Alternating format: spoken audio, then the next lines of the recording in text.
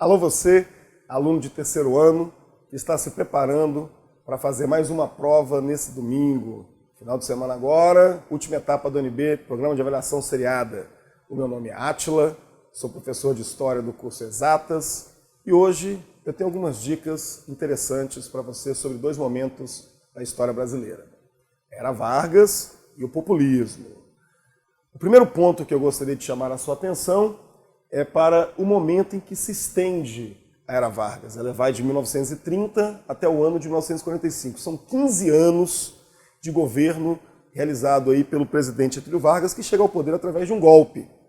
E a gente não pode esquecer que esse período conhecido como Era Vargas, ele se divide em três momentos. O governo provisório, o governo constitucional e o Estado Novo. O governo provisório é o período que vai de 1930 a 1934, e sobre este período você precisa observar pontos importantes. Quais são esses pontos?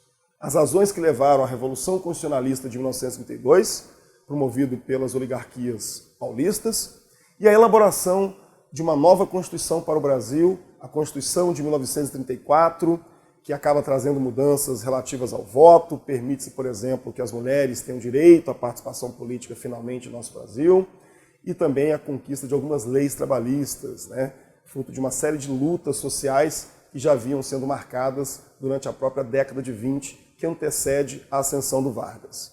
Sobre o governo constitucional, o período que vai de 1934 até o ano de 1937, as dicas são as seguintes. Nós temos dois partidos com propostas nacionais que surgem nesse período. A Ação Integralista Brasileira, que é um partido influenciado pelas tendências fascistas que estavam em voga na Europa, e nós temos a Aliança Nacional Libertadora, que é um partido que aglutinava os grupos de esquerda mais próximos da ideologia socialista, e as diferenças ideológicas desses dois movimentos pode ser também um tema cobrado nessa prova da UNB.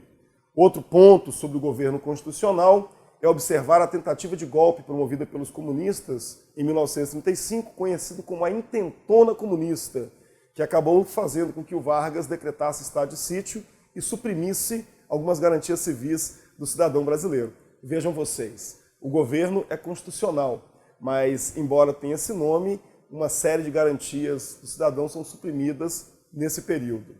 E, obviamente, não podia deixar de lembrar a famosa farsa do Plano Cohen, que acontece em 1937 e que acaba permitindo Getúlio Vargas a implantar uma ditadura que vai se estendendo até o ano de 1945.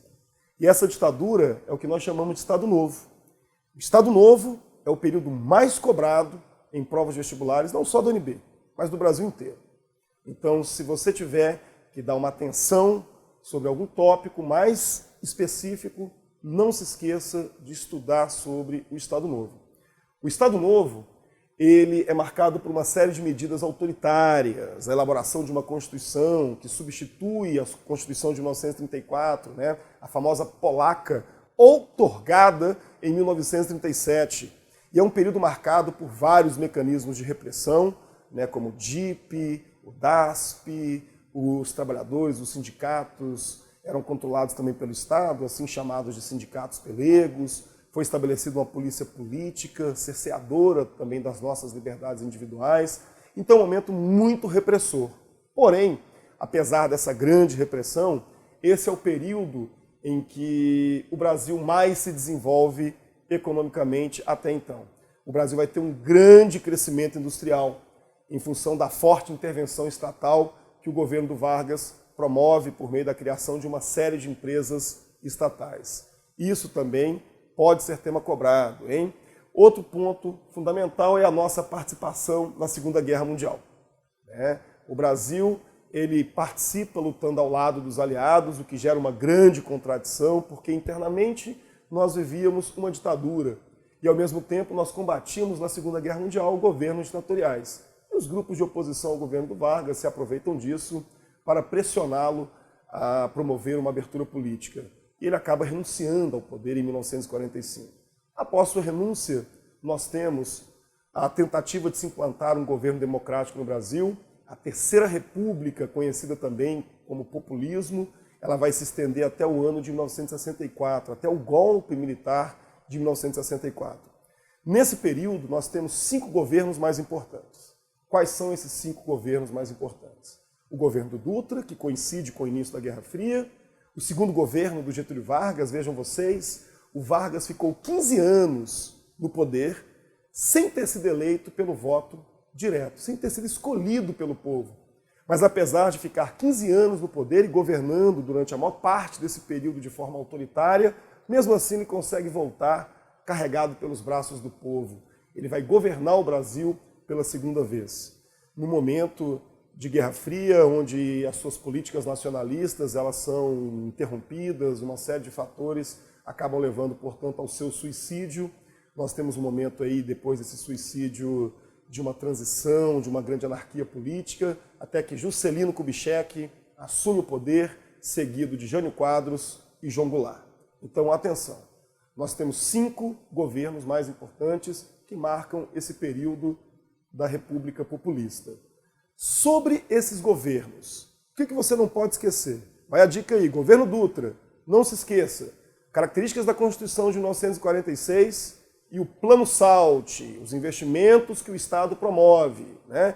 Lembrando que é um momento chamado de nacional desenvolvimentismo, que pega todo o período aí, não só na história do Brasil, mas também, né, gente, em alguns países da América Latina, uma forte intervenção estatal no sentido de promover um crescimento econômico. Além disso, comparar o governo do Juscelino Kubitschek com o governo do Getúlio Vargas. Quais são as diferenças das políticas econômicas desses 2 governos? E, óbvio, não podemos deixar de lembrar a grande crise política gerada após a renúncia de Jânio Quadros e a consequente ascensão de João Goulart, que ao tentar implantar um programa de reforma de base, acaba sendo derrubado do poder por meio de um golpe militar. Essas são as nossas dicas preciosas para você, aluno de 3º ano, que está se preparando para essa prova de domingo. Um forte abraço a todos.